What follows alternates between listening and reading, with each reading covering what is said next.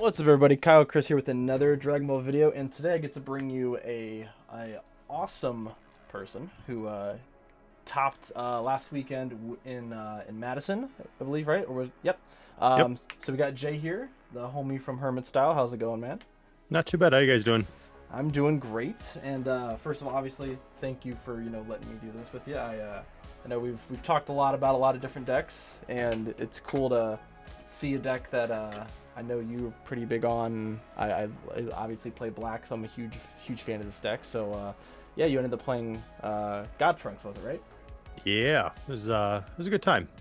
Okay. And what place did you end up getting? I ended up getting 10th overall. I had two losses to Marquise, who ended up getting second overall. In Swiss, I think he was fourth, and then Dane Reinbach, who got eighth in Swiss. So okay. yeah, two high-level players. My one loss, we'll go over that, but yeah, it was a pretty good day overall. It was just X2. The last one really killed me. Gotcha. Okay. Now, I know you did send me the deck list here, and I probably should have asked this before the video. All right. Yep. So here's the deck list here, and I'm sure a lot of people probably aren't super familiar with this leader. So why don't you just kind of give us a breakdown and everything, and we'll go through each of the cards. Yeah, this leader is absolutely broken. So the front side is Warp 1, Draw 2, activate main, so you don't have to actually swing to activate it. You awaken when you have 5 Saiyans in the warp. And then on the back side, it's Draw 2, Warp 1 on attack, and then it has a Spirit Boost ability for 1 energy that you can remove anything for anything from the board on your opponent's side. It's also blocker, and then if someone swings at your unison, it restands, which allows you to trigger blocker in the same window if you choose to. So, got a lot going on as far as black leaders go. Yeah, and that's actually very interesting. I know I've had some rulings at my locals where people have said you can't block with the Trunks when you do restand it, and you should be able to because of because it's an auto. So your auto triggers, you get to layer them however you want. So your first auto is to restand it, second auto is to block with it. Pretty straightforward. Yeah, that's what I thought too, but people like to make their own rulings sometimes. So, all right, well, why don't you just kind of we'll go through each one of the cards here if there's anything specific. Hopefully people know what some of these cards do, but anything particular that stands out, I guess you can probably let the people know. Yeah, absolutely. So your turn 1 Awakeners, you got the deck list pulled up, I assume? I do, yes.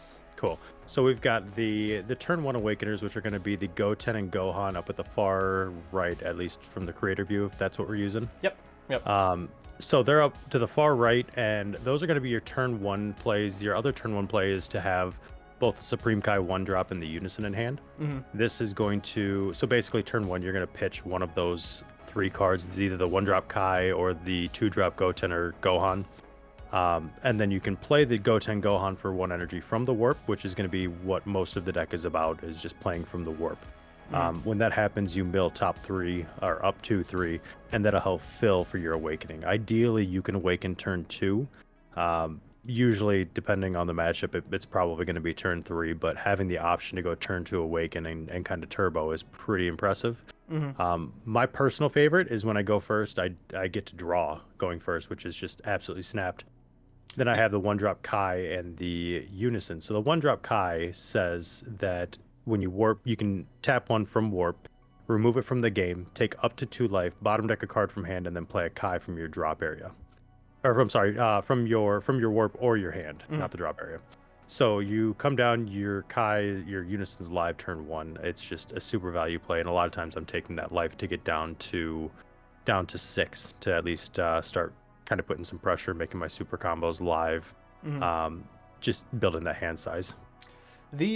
So I found it interesting. So I've seen a lot of different Trunks lists, and the Goten seems to be a card that's either maxed out of or they are barely like they're maybe playing 2 of. So did you find this card to be valuable outside of Awakening, or was it just mainly just to have that turn 1, turn 2? The Goten, yeah, I mean it's just a turn 1 play, frankly. It's really good in like the Golden Frieza matchup because you can at least kind of poke at them for crit swings and not really let them get that hand advantage. The Gohan is just infinitely better though. That card is 1 games, and it should have won another game then, but we'll go through that. But yeah, overall, Goten isn't super valuable, but you do need to see one of these turn 1 plays, so I max out at 4 apiece. It's about consistency. Yep, I agree. And the Unison is pretty crazy, just being a draw every single turn, and Oh it's a my plus god, 2. yeah. It's fantastic. Yeah, draw 1 marker and then the +1 mill up to 3. Like, I'm only doing that until I probably get to like 10 to 12 cards, depending on the situation, the deck. You do filter this deck incredibly fast, and there's, turn 5, 6, you can be down to 2, 3 cards in deck. It goes fast. Yeah, milling out is a big problem with this deck. Yeah, if Definitely. you run into mill decks, and part of that is just knowing that they exist and you can side for it. I know that it's a matchup that I don't typically lose, but I also hate losing to mill. It's like the worst feeling in the world. Yeah, agreed. Okay, understandable there. And then we got the. I guess we can probably go from the top left here, or Yeah. We'll go from the top left here. So you have 2 of the Super Saiyan 3 trunks. This is a card I'd say 2 is probably a good amount of them. Did this card ever come up, being able to like remove a unison or go for game with this guy? I'm not swinging at unisons. I don't think I swung at a unison all weekend. Okay, that's fair. I'm trying to poke you down. I mean, honestly, this is the black aggro deck. It has the tools to go long when it needs to, but ideally I want to put as much pressure, 30k swings into you. He specifically comes up as like a good draw target, just so I get the draw off the unison at a marker. It's not like he's anything of value. 20k double strike's fine, but not usually my go-to play. I think I cast him just a couple times all weekend. Okay. But I know my teammate Armando, who ended up getting first in Swiss and top forward in total, he played it a lot and he was really high on the card. I guess I might have underutilized it, but I didn't think it was as valuable. But it's a Saiyan. It meets all the targets as far as what we're looking for in the deck. Saiyan, play from the warp, draw a card plus a marker. So yeah, a 2 of felt fine. Yeah, I think any more than that, just kind of you're just wasting space since it's unique as well. It just doesn't have much value. Yeah, and I'm gonna see it when I need it. Like I can't even really. It doesn't get double strike until I have 10 cards. So in warp. So I'm not really doing much with it until later in the game typically. And if it's there, I'll use it. Okay. 2 of the Gohan rare. That seems pretty good. I feel like this card is incredibly, I wouldn't say undervalued, because if you play black, you know how valuable it is. But I think a lot of people undervalue how good this card is when they're playing against it. Being able to warp 4 lesses, obviously being in a gate. I've had somebody actually Z-charge this from my drop area, and I'm able to activate the auto, which is kind of funny. It feels really good. Yeah. Yeah, that along with Support of the Dark Empire is super impactful in keeping double strikers, triple strikers from actually doing any meaningful damage. You can go 5-1 and negate every single attack and only take 1 life. So it's a pretty valuable card, and a lot of people aren't aware of it. Like if you mill it and they're not keeping tabs on it, that's an easy play that you can just take the life, and you can't be counter because it's an auto. So 2 of was fine. I've seen others that I've worked with on the deck go 3 of. I think 2 is probably where I'd stick the deck at though. Okay.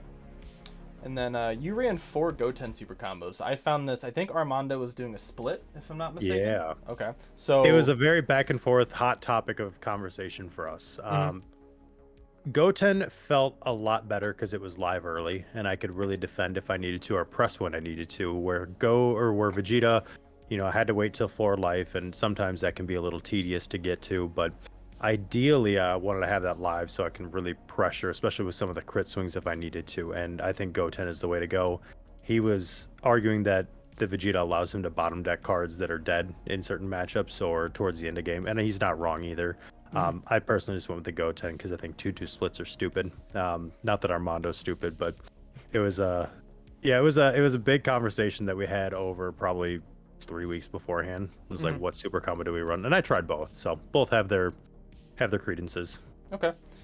Let's probably stay here at the top here, but so we have the 5-drop trunks and the 8-drop. So obviously this is kind of like the new development as to, I would say, not why this deck is super relevant now, but definitely probably like, a good chunk of that. I've seen a lot of people say that they didn't really play this card a lot. I've seen people say that this is like their main staple. Like, what did you feel this card performed with? This card is broken. Like, I don't know how there's any other way not to describe it. Okay, so let's start with the Trunks. The Trunks is a 5-drop, 2 cost. They play from Warp. It builds your drop back up. The problem with it is into green, it's gonna, if they're playing a unison, Frieza counterplay is just gonna smoke it. It does have deflect, but when it gets removed from the game, when it gets removed from the board, it's gone. the 5-drop is incredibly fragile in that sense. It's very easy to get sniped, so you have to very, very much so play around that. There are a lot of times where I'll play the 5-drop, go straight into the 8-drop. I'm not playing around with it. I'm not swinging with it. I'm just trying to get to the 8-drop. The 8-drop is a triple striker with barrier that has removal built in, ignoring barrier for 1 energy. Like, it doesn't get much more value than that. So the 8-drop, I try to utilize it. It's a 3 mana play. It's not always ideal, but when it's there, oh man, it feels so good to play. Yeah, and I think people sometimes forget that they can evolve this from the warp, which is also just gives it even more value. Yeah, at round 1, that's how I won. I turned 3, and I didn't even go for the kill. Like, I just swung a 40k. I think I comboed 1 into it. A 40k triple strike at an Android 21 turn 3. I took his entire hand, and he played his turn. I played. So the ideal turn 3. This is the ideal turn 3. This is a little sauce for the people watching. Turn 3, go 5-drop into 8-drop, awaken, Bardock the Tenacious. You've got a 30k triple striker on board. You've got 2 20k swings, your leader swing, your unison swing, and then you've got a 25k swing, and it's a built-in Nimbus. So like, if you can pull off that combo, a lot of times I'm winning on turn 4. That seems to be. It's broken. It's one of the most broken plays, and I tried to pull it off as many times as I could. Round 1, it felt amazing, and he scooped it up immediately. He's like, yeah, I can't. There's nothing I can do about this. Yeah, especially if you see your SCR like the following turn, you're just like, okay, now I'm just gonna drop a cumber on you, crit 1 life down to 1 life, and then I'm just swinging big stuff. Good luck.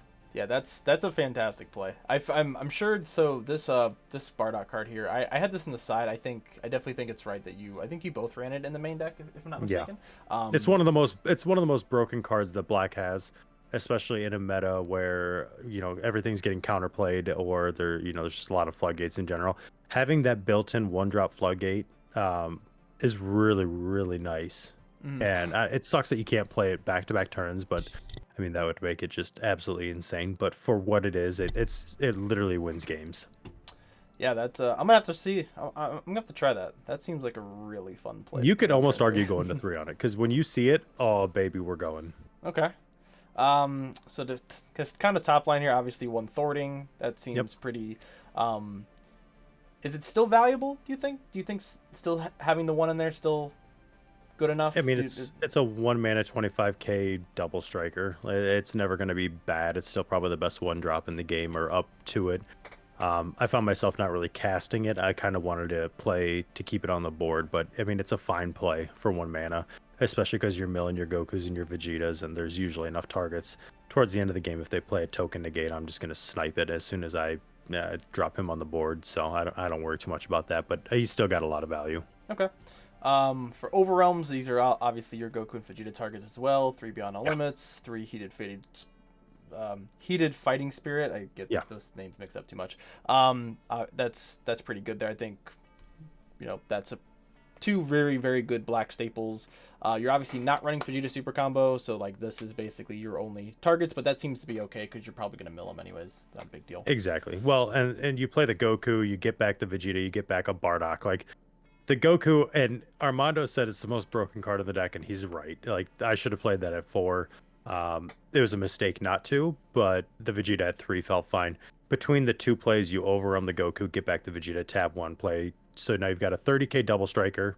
I'm sorry, a 30k critical with removal on play, and then you've got a 30k body in the Goku, and then you can just Union Fusion into the thwarting at that point. So like, there's just a lot of value having those 2 in a package in any deck. 2 Dark Broly, I think this is good. I think one of the I find to be a very good value play. Obviously, just paying 2 for this guy, drawing a card off your unison. I obviously that's not like ideal. Like, you have some other plays in the deck, but it's something that you can still do. It's a very easy pitch off your leader. Did this card come up as good value for the deck? Oh yeah, like that card. If I don't have a turn 2 play, he was ideal because he sticks on board. It's not an Overrealm. You play it for 1, remove whatever, and it's a 30k swing. It just kind of starts setting that pressure up. If I don't have anything turn 2 that I really want to push for, if I don't see the Trunks turn 2 or whatever, it's a perfectly fine play to just get a little board removal, a little extra 30k pressure. So The only reason we don't play him more is because he's a 0K combo. Like, if he were a 5K combo, I'd probably have him at 3 or 4. Yep, I agree. Let's see, negates. We've got 3 support. You kind of already talked about this card. Obviously, Yeah. Black Staple, we're going to run that. 2 Super Kamehameha and 2 Petrification. So I think that's obviously... Petrification right now seems to be sort of I want to say a meta-defining defensive card, but it kind of is, obviously with Gohan kind of running around. Single best card in the deck. Yep. Unbelievably overperformed all day. One of the best cards that Black has at its disposal. I've actually debated going to 4 support and 3 pet, and the Super Kamehameha, it's hit and miss. Like, it's fine. I was really worried about my yellow matchup. I knew that Mecha Repose can just be very oppressive to this deck because I'm playing big bodies. I don't really have a lot of small ones. There's not a lot that I can rest, and I need to be very mana efficient. So Super Kamehameha was probably going to end up being a sideboard card, but because I'm playing a best of 3 top cut, I was really looking. I actually thought I was going to get there, and I was pretty close. But I really wanted to make sure that I wasn't at a disadvantage round 1 going into a top cut situation. And worst case is like best of 1, I just sided out. Yeah, this honestly, that's a really smart thing for people who are playing in these events. Obviously, it is best of 1, but we're not trying to just make it a best of 1. We're trying to get the best of 3, that top cut. So having cards in your main deck like this, you would probably just side it in other matchups. You're trying to main deck it so that way you're prepared, which is smart. I mean, we're playing a 69 card deck essentially, but we need to cut to 54 to really make sure that we're utilizing that space, because top cut is a thing, and I need to be prepared for game 1. Losing game 1 in top cut is detrimental. I know that time rules are a factor. It was an hour and then an extra 15 for overtime, and some of those are going to go to time, and I don't want to be in time. Granted, I'm playing an aggro deck, a relatively aggro deck, but we're playing in a very mid to control heavy meta with Golden Frieza, with some of the blue decks running around, Android 21 specifically. Even this can go late, but it has the ability to pivot and goes very fast when it needs to. Okay. Evil Saiyan, I think this is probably my favorite. No-brainer. Black. Yeah, if you don't own this card, you can't play this deck. I saw somebody trying to argue that they should play the Rebellu Secret Rare, and to that I say, what are you talking about? It makes no sense whatsoever. So yeah, play it from Warp. It crits a life. It's going to remove Ignoring Berry. You snipe a card and play it on your side, and then it's going to answer some of those counterplays as well. Armando pretty much stated it best. You're trying to get your opponent to 2, play this, and then just pressure him at that point on. It's a high value card, and even if it comes in on a deflect, it doesn't have deflect, so it just gets rested or whatever. Like, it's fine. It's still gonna do what it needs to do. Yep, and it's a secret that draws a card. Yeah, which is pretty insane. Yep. It plays for 2, draws your card plus a mark on the unison. That's the name of the game, baby. All right, and then we have the last defensive tools here in the deck. We have 2 Supreme Kai, 2 Pan. Pan didn't seem to be... I don't know, does Pan come up a lot for you? It checks the box of being a Saiyan. That's what I thought. Yeah, it could definitely be a sideboard card. Probably pretty good into red a lot. Mm-hmm. Green, it's gonna stick unless they're playing Unison, which they had a Dodoria, then whatever, you've got it. I've got other defensive tools, but it doesn't even negate the attack. So if I were going to negate the first attack, I'd just play support or pet. Like, it's fine. It's really good against like some of the spammy decks. I know there's AOD running around, and I expected there to be more aggro in the room just because it's an early meta still. Starting to transition out a little more defined. So I was trying to make sure that I wasn't going to get smoked by some AOD deck or some stupid dumb aggro low to the ground deck, and I didn't have to, but I also was making damn sure I wasn't losing to that. Understandable. And then the 2 Kai, it seems pretty standard. This broken. Broken. Yeah, it's a 2-for-1. 2-for-1 negate that plays itself. You combo it off, like, just value. That's the main deck. So 54, I think that's probably a good spot. I don't remember what Armando said his list was at. Was it also at 54, 55? We had to bully him into 54. He was at 52 for a while, and I thought he was going to get milled out, but I played 54. I was actually at 56, and you can still make an argument for 56. I think that would be a fine number as well. Okay. Would you, those 2 extra slots, if you were to hypothetically do that, what would you bump up? Probably like Beyond All Limits and something else? Beyond All Limits and probably pet or support. Okay. One of the 2. I think that there's some tweaking that I'm going to end up doing. There's a good chance that I run this for GenCon. We'll see. But I do have some tweaks that I want to make based on the meta. Okay. And we'll go down to the Z deck. We have the new Z Leader, Guiding Light. This card is insane. Let's give me a little bit of information about this guy. Oh my god, he's so good. So down to 3 life. This is a big reason why you want to take your life early. If you can get down to 3 life, Spirit Boost, you awaken with 2 Z energy. He comes down. He's a draw 2 warp 1, just like the leader.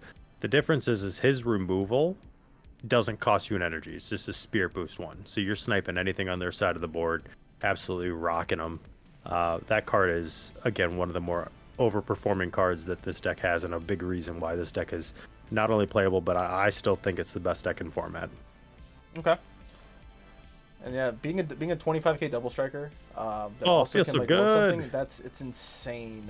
Yeah. I'm a huge fan of this card, and I think I mean this is probably maybe second most important new support. I think Kai is probably maybe a little more meta defining, but this is great. I definitely think the Kai is going to be the reason the deck is mostly playable. But at this point, I think that there's not a lot of decks also that can play the game without having a Z leader. 20k body or 20k lead is just standard now, and it dumps on a lot of load at the ground aggro decks. Just being able to tap 0, play it, like it's just really good. So, and then they threw the plus 5k double strike on it, and you remove, and it also puts 2 from your warp back into your drop when you do the 2 battle cards. So it's just filling your drop for another Overrealm. Like it's just a lot of good text on that card. We got 3 Boo. Very good. Yeah. 1 cost removal. Like, yeah. That card also just straight up wins games. And frankly, it's the only good black battle card, Z battle card that black really has. Surmounting's fine, but the rest of it, like if you play 1 Z leader, 3 Boo, and then just whatever you want. Honestly, I didn't even play a full 7 because there was no point. I was never playing anything else other than Boo, and I didn't. Yeah, the Cumber card, you probably just threw it in here because you probably had it, right? I was like, it's black. Whatever, fuck it. Yeah, and we got the side deck here. So, okay, so I didn't really look at the side deck before the video because I just kind of wanted to see what it is you put in here. So, the first thing I was going to ask about was Rebellion Hammer because I know Armando talked about it a lot. Get your foil ones. This card's great. Talk about it a little bit if you can. Yeah, it dominates 21. Like, it's just such a good counterplay. So the text on it is counterplay if your leader's black, send 3 black cards from your drop area to your warp. If the battle card being placed an energy cost of 4, it's placed in the owner's drop instead. And if you have 12 cards in your warp, it's reduced by 1. So it's basically a 1-cost counterplay that's going to hit 4 or less. So you're hitting a lot of the Android 21 cards. A lot of meta-defining cards right now are just for, some of the engine. So it's just a very, very good card to kind of combat some of those floodgate effects that you're going to see in some of those tougher matchups, specifically yellow. That card also very much so overperformed on the weekend. I would also say that you could probably play that in the spot of Super Kamehameha. I think they're very interchangeable because I'm not using them early game anyways. I'm usually trying to save them for the later once I've met the conditions anyways. So Rebellion Hammer's just broken. If you don't have foils, get them now. If you don't get them in a week, you're probably too late. I think I have pre-release ones. I need to find those. Send those my way. So one question about this card, just from someone else who's played the deck, and I don't think I heard Armando talk about it too much in the video, is the restriction on making sure you're able to put 3 black battle cards back into the warp. Did that come up too much where you're like, you want to play it, but you're like, I don't actually have the ability to? No, I mean, you're pretty stocked on both of them because a lot of times I'm comboing defensively just to kind of stay at a higher life total. So when my turn comes, when they pass turn, I usually have the 3 in there. It's never really an issue. I'm not particularly Overrealm heavy. When I need to be, I can be, but it's not like the goal of the deck. Okay. Frankly, the Trunks refueling it is probably more of a tech piece than it is a staple of the archetype itself. So I don't typically rely on that, but I always met the condition whenever I needed to. All right. We got 2 Black Smoke. Pretty good utility card, does literally everything. Yeah, I mean, it's a draw, it's barrier removal, it's unison removal. I don't think I sided it in. I think I did side it in maybe twice overall. but it's a pretty good, generically good card.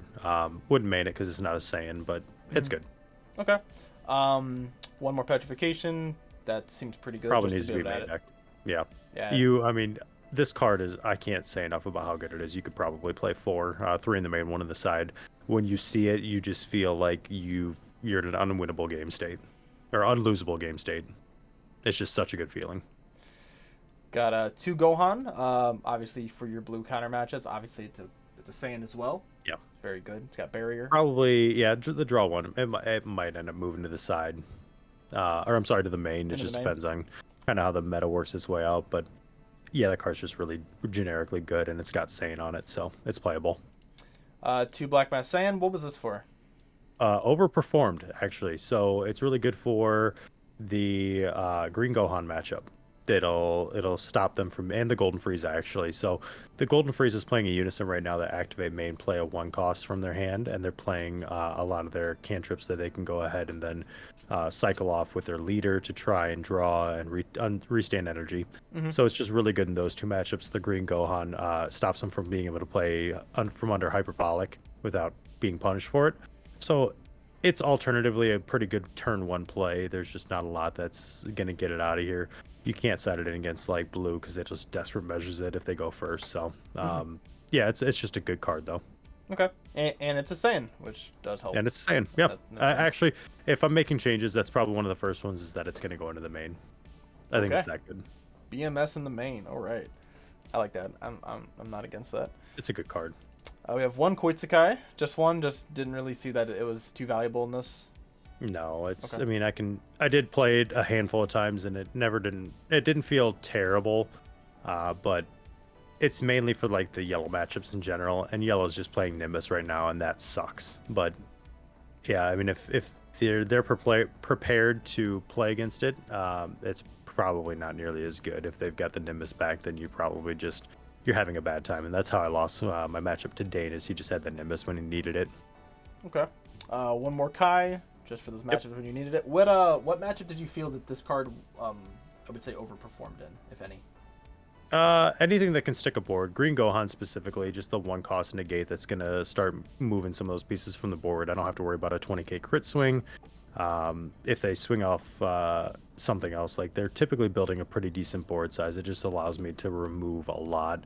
And then there's a lot of cards in the game right now that say when it's removed from the battle area, it's removed from the game. This is really good in the mirror match specifically because if they're playing that Trunks and they think they're going to get away with being able to swing it and then drop the 8-drop on me, I'm going to play a Kai for 1, I'm going to laugh at you, and then I'm going to win the game next turn. So it's just a really good removal piece, especially for some of those cards that aren't going to make it back from the warp at the end of the turn.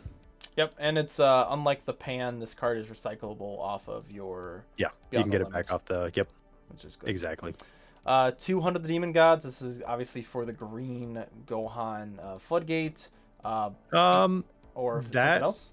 That Dormant Time Magic, Dimension Magic, like it actually had a lot of utility in the deck in general. But yeah, typically the Green Gohan is what I sided that in for. And the one time that I had the setup for it, my man tapped 1 for a Dormant Potential Unleash, and I got real salty, but... I mean, it happens. It still is a threat, and as long as it's in your sideboard or it's on your list, they have to respect it. Yep, I agree. I think this it's crazy how Gohan came out and then it made this card like instantly a side deck like stable. Yeah, it's got a lot of good utility. Black doesn't have a counter, and this is just a really good way to be able to push through with some of those stupid floodgates. You can punish someone for tapping out if they think that they're going to get away with playing a Dimension Magic and restanding. You just go, okay, hunt, and then you're just swinging through. And then we have two Hatchiyak. So I'm not losing to Mill. That is the end of the story. If there's a Mill deck in the room, I'm not losing to it. That's how I feel about that card. That's a pretty... I'm sure it never came up, obviously. It's just not once. Just in case. Nope. I wasn't losing to Mill, though. It's just funny that I seen this now like 2 or 3 deck lists where it's like I'm putting this in and I might never use it, but just in case I'm not. And the activate main Spirit Boost 1 to take the skills, negate skills from a battle card is actually not it's not like it's generically good. If I'm playing the mirror match, you can hit the Cumber without ever having to play a battle card to proc their effect.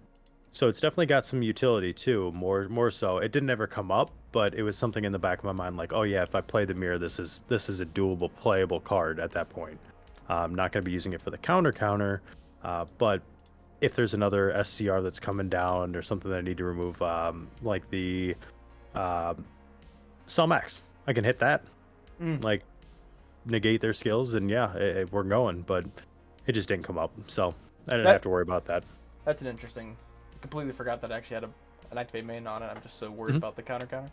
Exactly. Yep. A lot of people don't remember that, but it's there. All right, so that's the list here. Matchup wise, what did you end up playing against? Round 1, Android 21 blew that out of the water. Just hit everything that I needed to see. It was the turn 3 turn 3 Trunks into the 8-drop into Bardock the Tenacious, and he just couldn't win. We ended that game, I think we were the first ones done, and it was a 10-minute, 12-minute game, something crazy. So we were cooking. Round 2 and 3 were Green Gohan. Round 2 was against Marquise McKinney, and I'm so mad at myself for it, but I set up a play where I had 3 Gohan blockers from the Warp, and then I had Bardock the Tenacious back, and my man had Paragus' Sacrifice with Max on board, and he boomed it, and I thought the ruling was that it was legal, and I found out somewhere around like round 5 that wasn't a legal play. There was no conceivable way he would have beat me if it weren't for that play. But that's just my fault not knowing the ruling on that card specifically. But that was definitely a winnable game, and I probably should have if I just wasn't a dipshit in that moment. So, Okay. Round 3, Green Gohan, learned from my mistakes against Marquise, kind of ran through that. Round 4 was Blue Trunks, the starter deck one, which again, not a threat. I ran through that pretty easily as well. But he did play the yellow Bardock, the one that has the God Rare as his SCR, and I thought that was pretty interesting, but it wasn't enough to really do it. He had to play that turn 3, and it was too much for him to overcome, knowing that I had my secret rare and everything in my hand, because you do keep a large hand size with this deck. Round 5 would have been, I think that would have been the Majin Vegeta matchup, and again, the close matchup. Just had the negates when it needed them, so wasn't anything too stressful. And then the Boo Unison, or the Boo Z battle card in that deck, against that deck, is just really good at removing the Goku, playing a 25k blocker swing. Like if they use their Z leader to clear board, you just say, okay, I still got a 25k swing for 1 energy. And that's how I won that game. Round 6 would have been against Dane, and that was Golden Frieza. I just wasn't able to hit the gas hard enough and get through the early game. He was able to establish hand size, and then he just played the Gohan Unison and kind of wore me down that way. But I don't know that was a winnable game, just because I milled terribly. I wasn't able to play much from the Warp. But he's just a top tier player too, so respect to him. And then the last round was, oh man, I'm blanking on it, but it was I remember it being a fairly close game. God, I can't remember what the matchup was though to save my life. I can't remember. Surprised you didn't play against a mirror. Yeah, I didn't play against one mirror, and I was ready for it too. I was like, I practiced it. Armando and I kind of drilled that all Friday night and got some reps in with it. We knew what we were doing going into it and how to approach the matchup, and we argued whether going second was a viable way to win the game, and frankly it is, even though Armando will never admit it. It looks like it should be winnable going second still, because you still get a lot of value, but I guess maybe he just has a different opinion on the deck than maybe a lot of other people do. Yeah, he does have a lot of terrible opinions, though. Just kidding, Armando, love you. Round 7 was Supreme Kai time.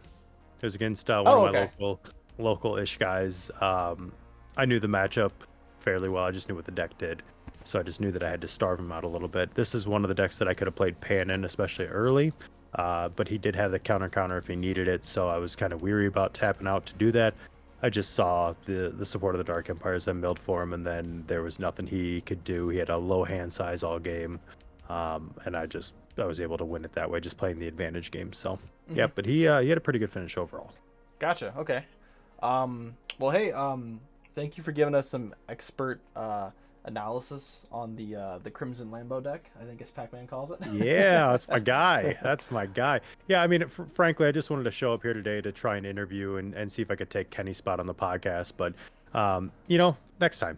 I mean, I'll put in an application for you. We'll see if it goes through. I told him, he's like, do it, I dare you. All right, I'll show up and do it. Hey, if this video gets 1,000 likes, Jay will replace Kenny on the podcast. Ooh, that's a commitment right there. You know what? I'll do it. If that's what it takes. We'll see if Kenny watches this. You'll see. Kenny's about to hire a bunch of bots to thumbs down the video. Watch him. That would be pretty funny. Well, hey, Jay, thank you for joining me here today, man. Any last shout outs? Anything you want to say to everybody? Yeah. Shout out to Pac-Man, first of all.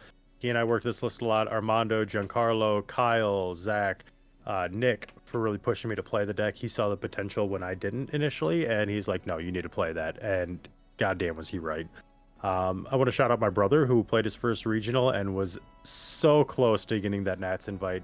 I fell just short, but we had a great weekend. I had a lot of fun with the boys. My liver still hurts a little bit, but it was a blast. So hopefully this was more informational than whatever the shit was that we posted from here a couple days ago. It's just a clusterfuck. But yeah, appreciate you having me on and going through it. And yeah, we'll see if we can do this again after I win GenCon. Yeah, I want to report back after GenCon to see how everything goes. Yeah, you can see me at the top of the standings. We'll get there. Absolutely. Well, hey, man, thank you for joining us, and thank you guys for watching, and I hope you guys have a good rest of your night.